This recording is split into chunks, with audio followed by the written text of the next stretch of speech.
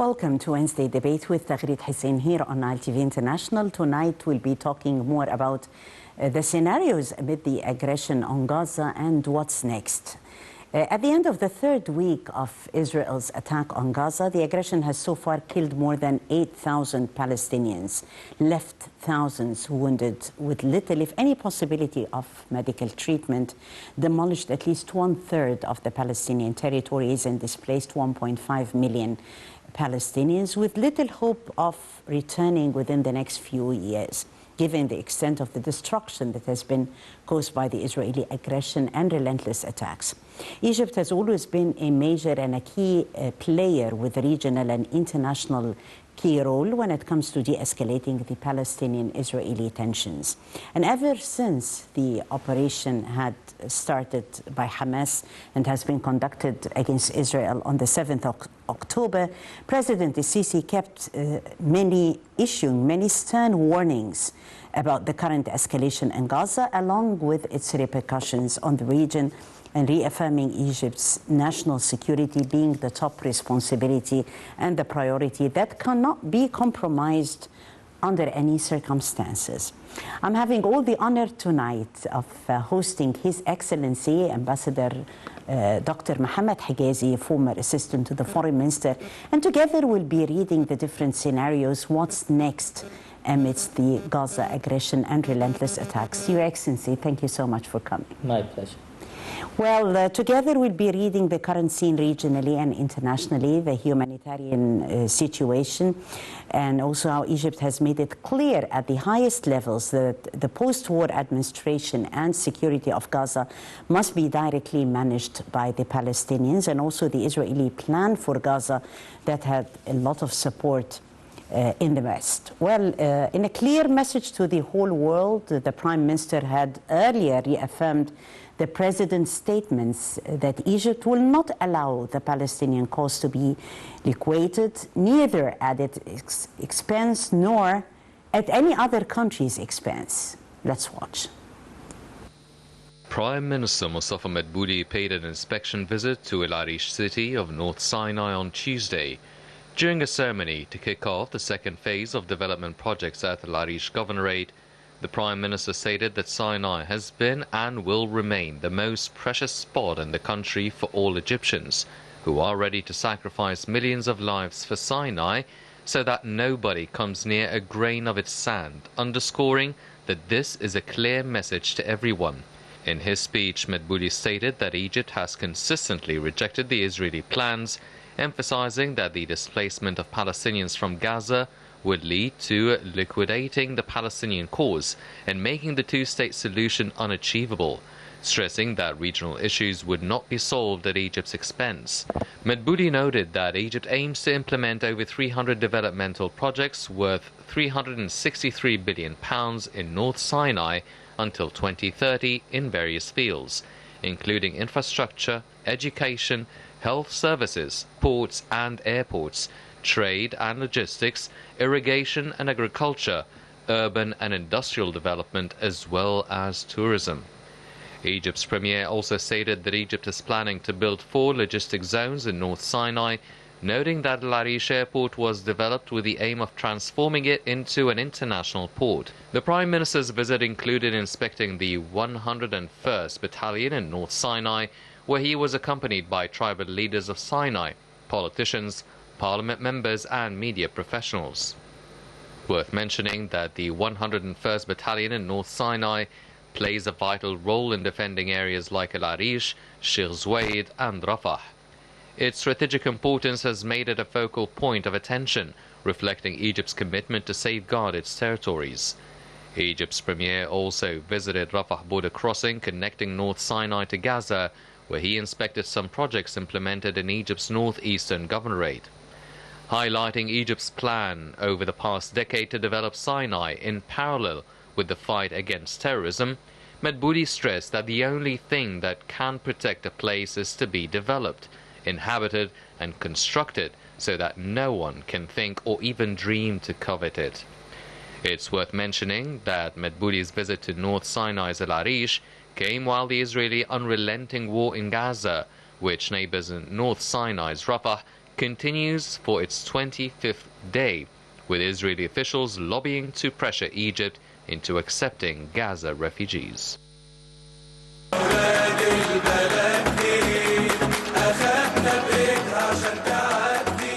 كنت بتسأل أي واحد إيه أغلى بقعة عندك في مصر كلها على قلبك، هيقول لك هذه المنطقة شمال سيناء.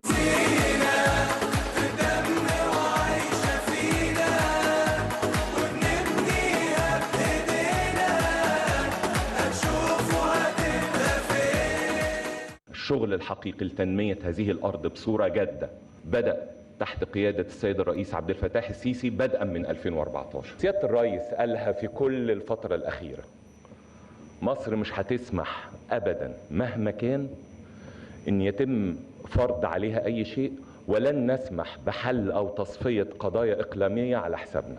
احنا ولاد البلد دي أخدنا بإيدها عشان تعدي.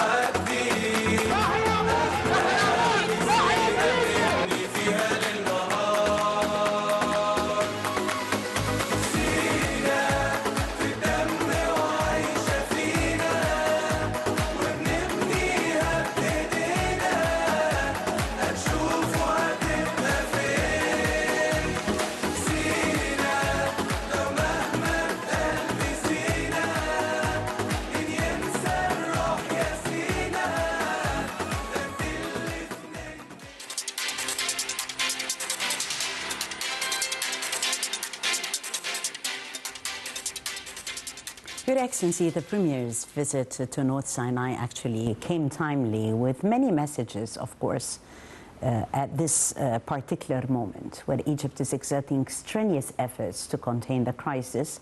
And the main message also after the meeting with Sinai's tribal leaders is as well that we are investing in Sinai, that very dear part of Egypt that will remain Egyptian. As you said, Tagrid, there is many messages that can be drawn out of this very important Prime Minister visit to Sinai. First and foremost is that this is the most precious and close to heart part of our geography, Sinai.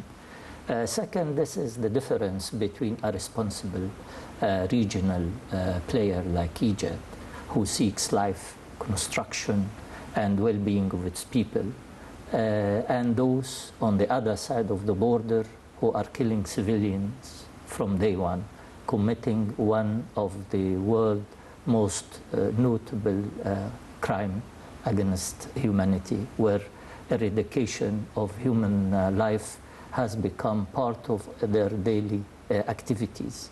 Prime Minister Madbouli's visit carried also another very important message about the complete or the red line towards the forced deportation of civilians from Gaza towards Sinai. This is a very important point, as Egypt will never allow the liquidation of the Palestinian cause, and it will never happen on the expense of Egypt. This is the second and most important message. The third most important message that you can carry out of this visit is that Egypt will continue its support to their Palestinian brothers fighting the evil in Gaza, and trying as much as we can to exert our diplomacy to help entering the humanitarian relief aids, as well as stop or exert the efforts to reach a ceasefire. This ceasefire is necessary for the livelihood of the people, for the entry of humanitarian relief, and maybe today some positive image came from Rafah border crossing when we accepted the treatment of 81 Palestinian injured, and we will continue in this path, as well as helping the double nationals to come out of Rafah to Egypt, and from our land to different parts of the world. But one has to be also very clear that what we are witnessing in Gaza is a war crime by all definitions. And I think that from day one, when the government of Israel decided to bombard civilians, it has taken a decision to commit this war crime, which we believe that it will take them to the International Criminal Court. And I guess that the diplomacy that we are exerting is of a different folds. One, as you have witnessed it today, this morning, at Rafah crossing, helping the population as much as we can. And at the same time exerting our effort along with the Arab grouping in New York to reach at the Security Council an agreement to submit or table a resolution to immediately cease fire and to allow the relief aids, and then to look forward for a future that will bring us to the two-state solution with a mechanism that will allow us to witness for many years the final game, which is definitely not through killing. Short break, we'll be back.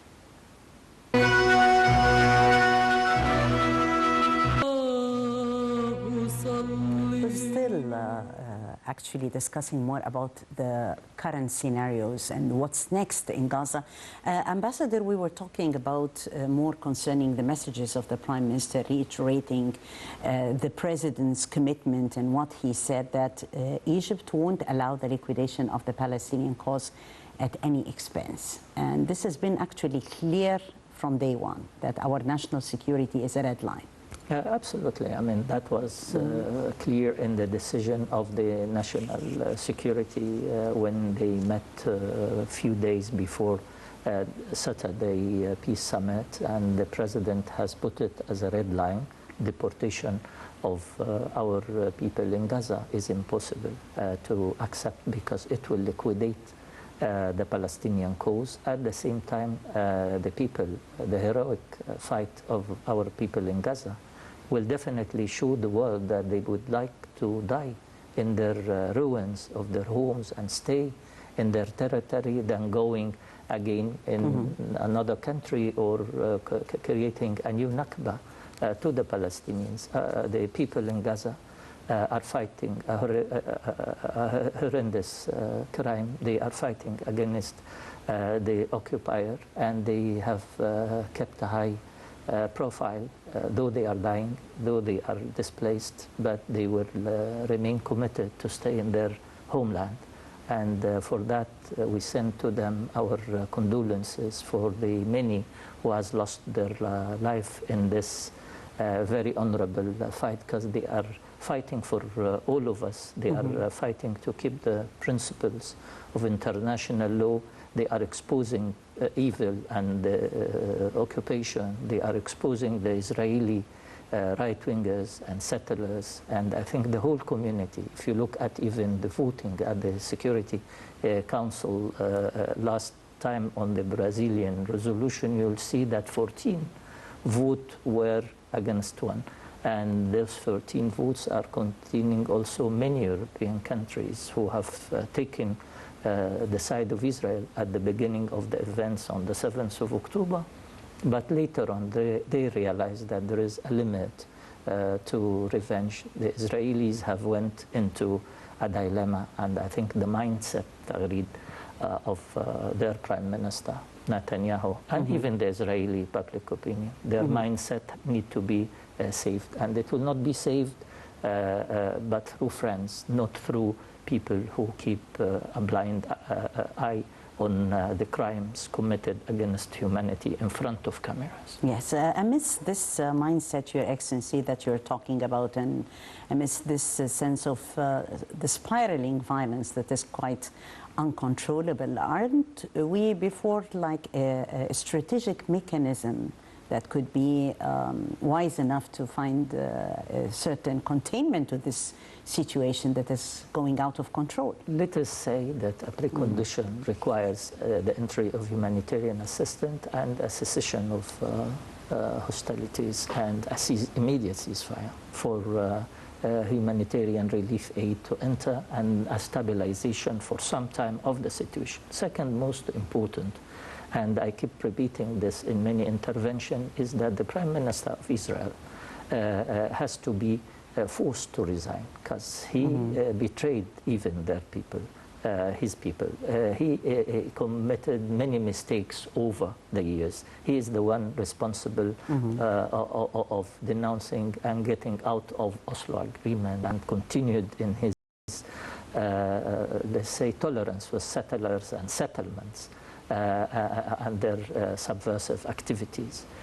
Besides, he is, as I said, in the mindset of revenge, and that has to be stopped. And it will be stopped not by abusing the Israeli situation or from those like the United States denouncing others, but not looking at what he's committing. So he is not ready for peace. And I don't think that this kind of leaders, limited and short leaders, not like Rabin, you need a tall leader to take a bold decision, not those who are using force to prove things that we all know that the only solution, as has been said by Antonio Guterres in his speech, and many echoed the same call for a two-state solution. Without this kind of peace that existed, say, for example, between Egypt and Israel for 50 years now, safeguarding peace for the two people living side by side, with Jordan in Wadi Araba. Jordan today has recalled their ambassador. Yeah. So what is happening is that there is many interventions from the region powers, being even non-state actors.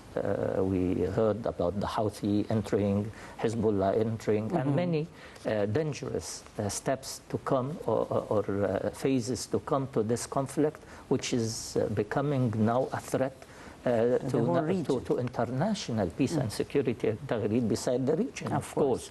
So I think Netanyahu, and I think the Israeli even, public opinion in general, they need to be helped.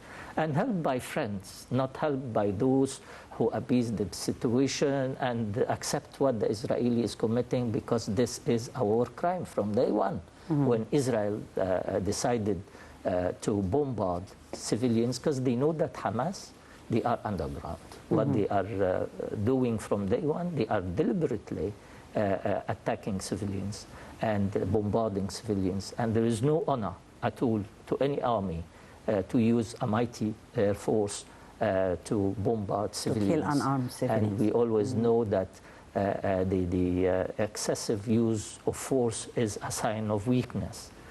And it is always taught to us in political science that the excessive use of force is a sign of weakness. Yeah. And this is a weak society that needs to be held. Otherwise, the Americans wouldn't have come with all this mighty army and navy to support Israel. If Israel wants really to live in this region, they should understand that they are party to a geography that requires certain credentials. And I don't think that without peace, those credentials are complete. Your mighty army is in ruin after the 7th. Killing civilians doesn't really lead you to believe in yourself. I think the most important phase now, Tahrir, phase 1, is to reach an agreement that will cease fire and allow enough humanitarian assistance to come to Gaza. You know, 500 trucks daily was used to go into the strip. Now what is availed is 60 truck a day. So what I would like to say, Tahrir, that we need as a prerequisite this government and this prime minister to leave the stage for another leader who might be able to take the bold decision of allowing the world community to fulfill their promise to the Palestinians of the two-state solution. Yes, well, actually more than one impression in a press conference for the foreign and local media that was held yesterday at Rafah crossing. The head of the State Information Service had stated that Egypt is ready to allow thousands of trucks to cross into Gaza daily through the Rafah crossing, but Israel is delaying them and completely prohibiting the entry of aid and fuel as well. Ambassador Hegazy actually has highlighted, yes, it's an excessive use of force is a sign of weakness. This has been also reiterated by the director of New York office of the UN High Commissioner for Human Rights, who has resigned from his post, actually, protesting the UN is failing in its policy. How do you see that, Ambassador? Well, Tagreed, what we are witnessing is a challenge to all what we believed in. This is a war crime of a magnitude that shouldn't be allowed. And the statement of Antonio Guterres, the Secretary General, and the resignation you have mentioned, and the tripartite presentation at the open debate in the Security Council of the Relief Aid, UNRWA, and UNICEF and others, show the world community that this is unseen crime, and this is a sin if our position is clear that the world community should act. The Arab grouping has tried their best, and they tabled, along with Brazil and Russia, they tabled 2 resolutions, but only the United States stopped the adoption of this very important resolution, which is a call for humanitarian assistance and a humanitarian ceasefire. We didn't talk politics. We talk being to a human being. Yeah. We talked about a resolution that will allow life. We didn't ask for the 2-state solution as yet. But if we took the matter further out of this very difficult moment, that the solution might come, as always the case after wars, after the 6th of October war, it was the peace between Egypt and Israel. And even after the Second World War was the international humanitarian law and the new established reality of peace in Europe and elsewhere. So maybe let us hope to see peace coming with certain conditions that we can talk about, but without this Israeli government and this Prime Minister. Yeah. On more than one front, Egypt has consistently rejected the Israeli plans to forcibly displace the Palestinians of Gaza to North Sinai, stating that the displacement of the Palestinians from Gaza would actually lead to the liquidation of the whole cause. And this has been clear in the messages of the Cairo Summit, Ambassador, Cairo Summit for Peace. And yes, mainly it was for peace.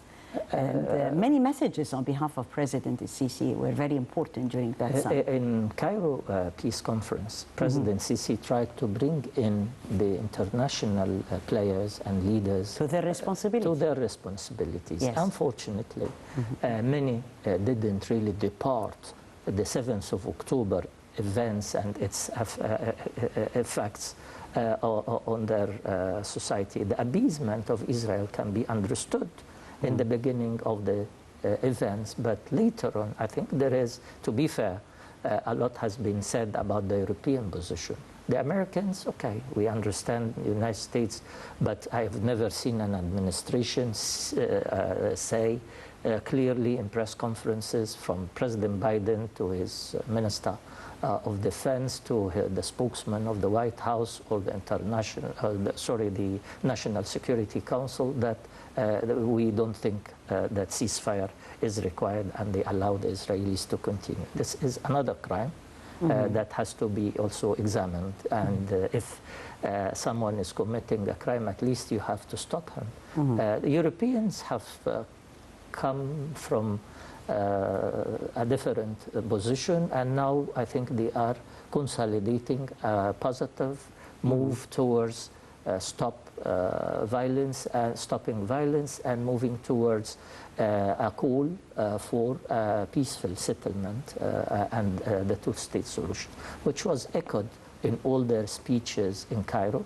And I think the president during the conference was clear about the requirements of the current situation, which is first a stop of or a ceasefire, an entry of humanitarian assistance, a sustainable entry of humanitarian assistance.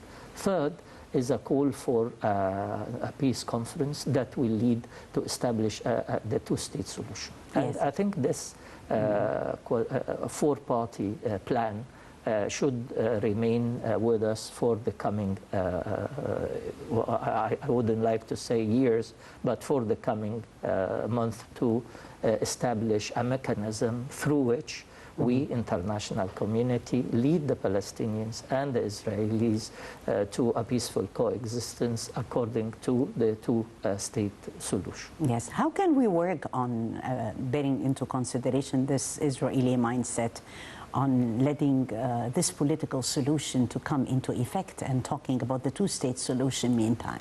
Well, Blinken, the foreign minister, the Secretary of State, is coming Friday to the region. And this is his second important leg, his second visit to the region after the first one came after the 7th of October. And he has to tell the Israelis that time has come. Revenge is taking us all to nowhere and to the abyss of violence and entry of many forces into the equation is a reality. It's not imaginable to talk about the Houthi, the Hezbollah, the Iranian are around, but I don't think that Iran wishes really to enter such a war while they have developed good relations with the Gulf region, establishing diplomatic relations with Saudi Arabia, and even a good relations and a release of funds with the United States, where we were all hoping also to seek peace in the region without really confrontation between the parties, because we have a huge burden out of the Russian-Ukrainian war, and we don't want in the Middle East to see such. So responsibility or regional responsibility is lacking at the Israeli side. Okay, you've taken your revenge, but you are continuing in a very unattainable goal to eradicate Hamas. You won't eradicate Hamas, because Hamas is not a militia, a military militia. It's a call for justice by the Palestinian people, for the world community to accept that they should live in dignity in their state, side by side, according to the two-state solution with the State of Israel. So I think what is required now, Taghreed, is to pull the situation with the international community's intervention, with leaving Netanyahu, who is prolonging the confrontation with Hamas to avoid facing the danger situation he put himself in inside the Israeli society. Who will blame him for, first of all, promised them security and he failed them, and for the international community and the International Criminal Court for all what, and his group who are leading the Israeli government now, and they will pay this price. So if that is the case, world community shouldn't stop at the moment of ceasefire and entering we should think about the day after, what we will do with Gaza. Definitely what's next for the international community. High time that they would actually take and bear their responsibilities. Since day one, the president issued warnings about the current escalation in the situation, reaffirming Egypt's national security and being, of course, his top responsibility. We'll be talking also about the scenarios bearing into consideration the role that is played by the international community in the crisis right after this break. Stay tuned.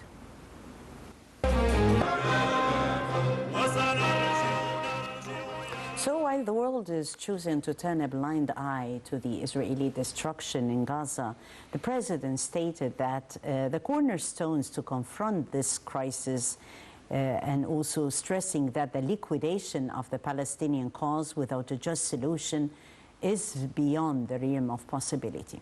Your Excellency, we're always talking what's next. What could be the possible scenarios in order to get out of this current dilemma, in your opinion? Very important question, Taghreed. Let me discuss with you a vision that I will share with you and with the viewers, and see what can we do. War is not really an ultimate goal. Peace is the ultimate goal. So to reach peace, we have to look into our documentation and history of relations with the State of Israel, where you will find too many agreements and accords that has been breached by Israel and let go by the international community. I was in Jordan once. I met Frederick de Klerk of South Africa, President of South Africa. I asked him after a lecture, Excellency, what led you, Mr. President, to fulfill what you did to eradicate apartheid that your predecessors did not do? And he said that I fulfilled all my agreements. How many agreements did Israel breached, and not only breached, destroyed?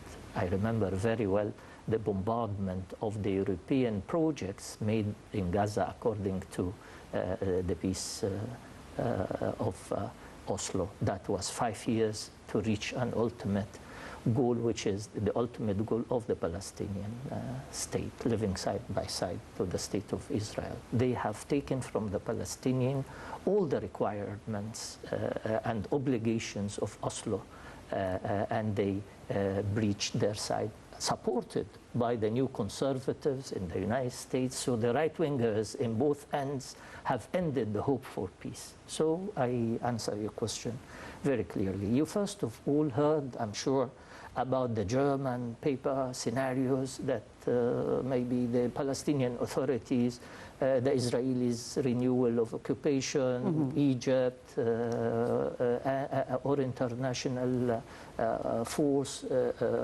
or the UN controlling Gaza. What will you do with the arms of Hamas, of the will of the people on the ground who spent 10,000 victims to say that we are going to have a state of our own? So you need to think positively about this management. It's not about running Gaza Strip after the war. It's not about controlling a piece of land that has hope and you suppress it, and you control the militias or Hamas or whoever is militarily active in this part. No one will take it with this condition. Who will carry the responsibility of another war or confrontation between a party that's still looking for his homeland and a party that wants to keep occupation and keep oppressing? This formula will not allow any force to accept Gaza, including the Israelis themselves. So the proposition I am making here is that, and I'm humbly presenting it through you, is that you need somebody like UNIFIL, for example, to keep the border safe between Israel and Hamas within a context of a solution that leads to the two-state solution. The permanent representative of Palestine in the Security Council a couple of days ago was saying, we all talk about the two-state solution. How would we reach there? We have two instruments. We have the Arab League initiative, and we have at the same time the Oslo agreement that need to be continued. Besides, we can definitely draw a map in which we protect the border between the two parties, including even the West Bank. The authorities should remain in its territory and enjoy peace, not settlers' attacks every day and killing for security unclear reasons. So the best is that we establish first a security force that will protect the border of the Palestinian state that will come. And then you can, with the help of the international community, create a committee for reconstruction of Gaza, and the West Bank as well needs a lot of efforts. And then this dialogue with the international community will lead to a referendum. And this referendum will allow the dismantling of arms of Hamas or others, like what you did in the Good Friday Agreement in Ireland.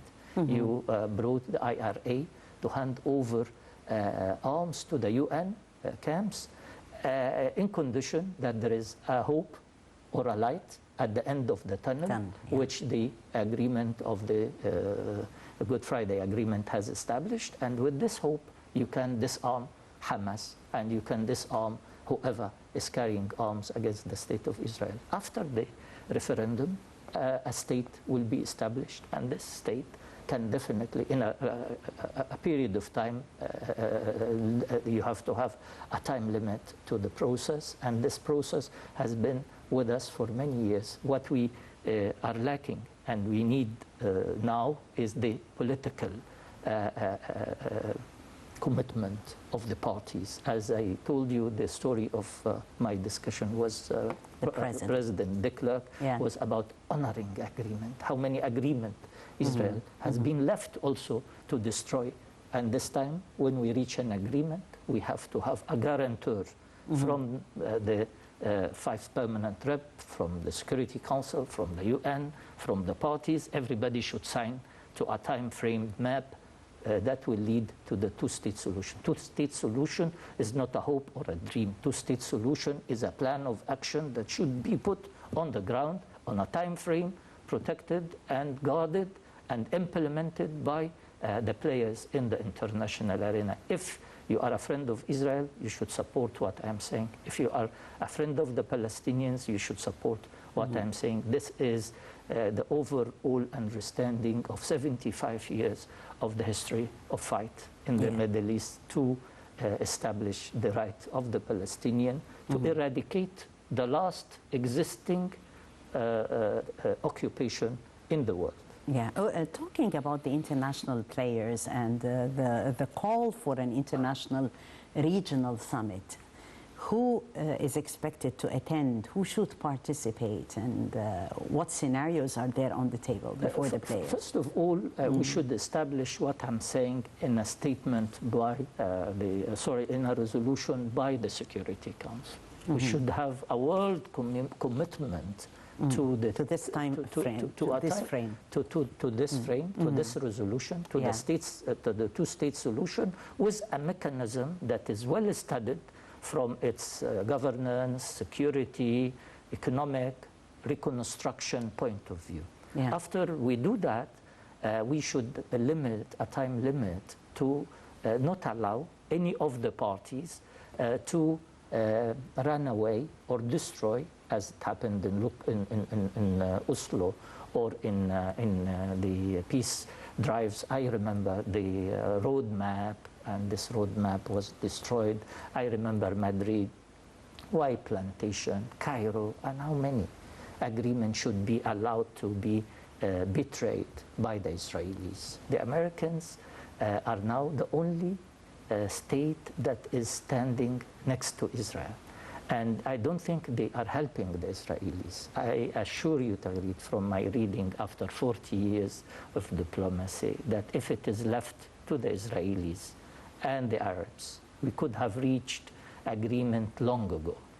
The use of Israel as an instrumental tool of the American global strategy and the West global strategy is the cause of all what we are in, and that what have allowed Israel to escape with all the dishonoring of agreement that could have Oslo could have brought the two-state solution to a shore, and we could have all celebrated peace between the Israelis, Egyptians, Jordanian, and the rest of the Arabs. Where even in the Arab Peace Initiative, which is now on the table since 2002, we are calling for coexistence not only between Arabs and Israelis, but Muslim nations. Imagine Indonesia, Pakistan, Turkey, all the Muslim nations agreed if Israel accept the peace treaty. But the Americans doesn't want that to happen. They want to keep the Middle East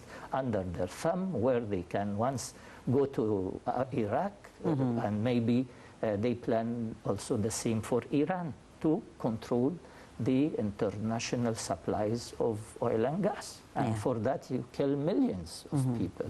And again, we saw the international public opinion moving in all capitals, including in New York, in Washington, D.C., in Virginia, in all capitals in all America first, in London. The same what you have witnessed before the war in Iraq. 1 million Britons are in the streets, and Tony Blair ignored them, and he paid the price in the following election. But the Iraqis paid a hefty price for this situation where international players are not really talking right to the Americans. And I don't think the Americans care much about the Israelis, no matter how many soldiers or battlefields you are sending to the region. You are causing havoc in the Israeli society. You are blinding them. You are not allowing them to see the truth, which is the two-state solution. Right. Throughout the last 26 days, we've seen Israel bombing millions of defenseless civilians. Well, everywhere, those even who took shelters in hospitals, in churches and mosques, everywhere. However, we've seen at the same time the Western media propaganda working. How do you see from the vision of a veteran diplomat and also from the eye of a media person? I think we've been hearing here in the Middle East a lot said about human rights. And I don't think a European of those countries can come and talk to you anymore about human rights. Because either you are the perpetrator, either you are the killer, or someone who's kept silent. And unfortunately, they didn't this time keep silent or blind eye.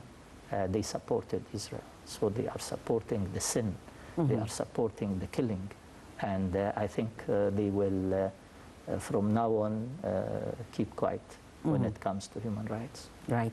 Well, for the West, it would apparently be too much to ask Israel to cancel the aggression against Gaza. The term ceasefire was not also mentioned in the Western media. We would see more of humanitarian pause. Let us caution talking about the West, because definitely there is positions that has been taken really. Of course, with not a all lot the West. So we have to say, for example, Spain stood firm.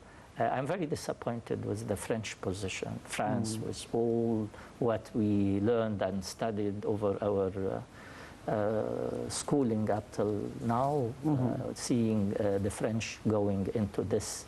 Britain, even position, has improved in the Security Council. The West cannot be called the West, but the American pressure, particularly after Ukraine war with Russia, has fallen into the trap of being really an integral part of the American strategy, which is not truly good in many ways to Europe or to the Middle East. I think what we are witnessing now is a revival of the European, let's say, moderate thinking, which we have been taught all over our studies. And now I don't think that anyone, as I said, there were 14 with the tabling of the Brazilian resolution in the Security Council a couple of days ago, and only one veto from the United States. And I hope that the visit of Secretary Blinken will bring some rationale to the American position, which is not good to your friends. If you are a friend of Israel, help Israel out of this dilemma. Yeah, definitely. Thank you so much, Your Excellency, Ambassador Dr. Mohamed Hegazy, former assistant to the Foreign Minister, for helping us read the current scenarios and what's next in Gaza. Always adding value, Ambassador. Thank you so much. My pleasure, Tagreed. And I thank you, dear viewers, for joining us. That was Wednesday Debate with Tagreed Hussein. Tomorrow, another team. Until then.